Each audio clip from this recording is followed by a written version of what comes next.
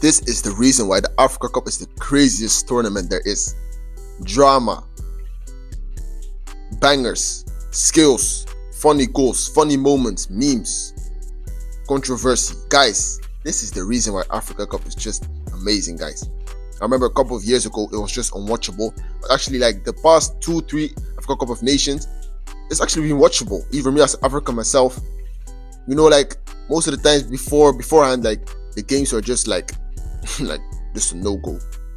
The only games that were watchable are like from the semi-finals. But now, actually, the group stages were even like entertaining. You have teams like Zambia, like you have smaller teams, smaller countries who can actually play football. Like it's actually watchable. The pitches were actually good. The stadiums were actually good. You know. But guys, what I want to talk about is the final. Senegal versus Morocco, guys. One of the most controversial games of all time, to be honest. I've never ever seen a team walk away. A professional football team walk away. Obviously, guys, I play football. I've seen a team like walk away. But a professional team actually just like nearly quitting the game. I've never seen that, guys. And guys, I truly, like, when I saw it, I was like, yes, what they're doing is right. Not even me. I think at least 80% of the people who watched the game were like Senegal, like they were clapping for Senegal because the how rigged this tournament was, guys. It was just unbelievable. It was just unbelievable. Morocco, literally since the group stages, they literally fixed the referees. I watched so many games of them. Like, you can literally see the referees are on their side. Every small decision goes to Morocco. Every this and that goes to Morocco. Even when the ball isn't their throw in, it's for Morocco. Even when it's in the corner, it's for Morocco. Like, guys, it was just unbelievable. It was just like I just couldn't watch it. Senegal scored a perfectly goal in the last minute. Hakimi wasn't even looking at the ball. He was literally putting his hand on the defender. The defender was also putting his hands on him. Hakimi just went down and the referee instantly blew it. Why don't just let it go and then after the goal review it? No, he blew his whistle straight away. And even after that, you still had the chance to check, and they didn't check. And then literally like 2 minutes later, and I think the goal was, I can't remember, guys, I think it was like the 92nd minute, something like that. And then like 4 minutes later, Morocco get a corner. You see this sort of challenge every other week, guys. Every other week.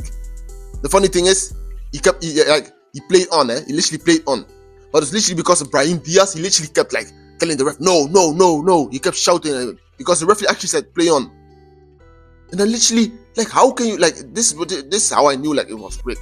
Because if Morocco was the home team, this would have never happened. He literally let play on, and then because Brahim Diaz literally kept on shouting in his face, he checked. Brahim Diaz should have actually gotten a yellow card because he was literally shouting in the ref's face for like 25 seconds, and he literally didn't get anything. And the ref was like, oh yeah, let me check. And then you see this challenge, like as I'm saying, like, especially me who watches the Premier League every week, you see this sort of challenge every other week in the Premier League. And this guy, what does he do? He decides to give a penalty in the Africa Cup of Nations final in the 98th minute. It was 8 minutes additional time, and he gave it in the 98th minute. And then what happened, guys? We all know the Senegal coach was just like, no, we're not going to do this. He called the players inside, so the game stalled for like 20 minutes, something like that, 25 minutes. And then Mane, my favorite player of all time, he came and he said to the Senegal players, like, he was like, boys, you know what? Let's just watch this penalty. Let's just come back to the game. We are not quitters. If we lose this, at least we know we've lost by corruption. We know we haven't lost because we are bad. We know we've lost by corruption. So Mane called the players back. The Senegal players went back, and then, so I know, this has to be one of the most iconic things in football history. Brahim Diaz. People are still 50-50. Some say he did it on purpose. Some say he didn't. I first thought he did it on purpose, but then after I was like, nah, why would you do this on purpose? Ipanenka did, and Mendy saved it, obviously.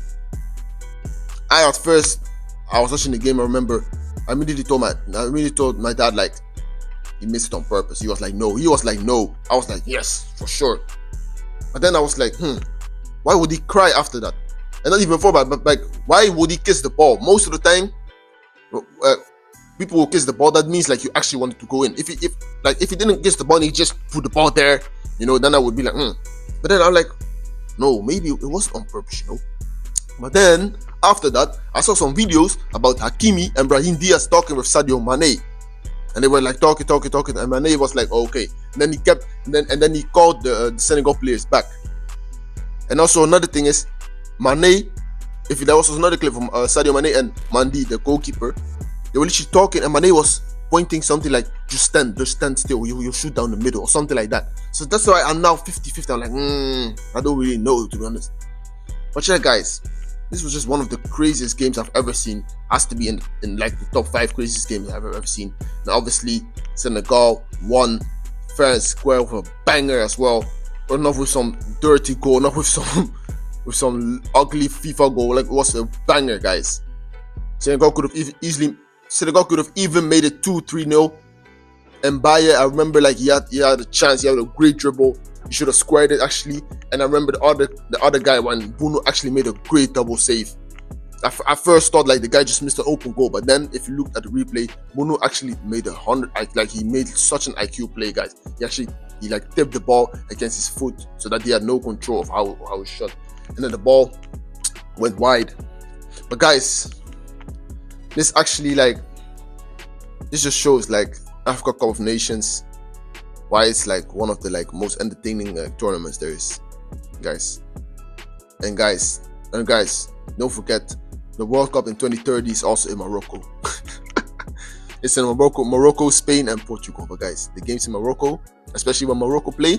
But yeah, guys, please like, subscribe.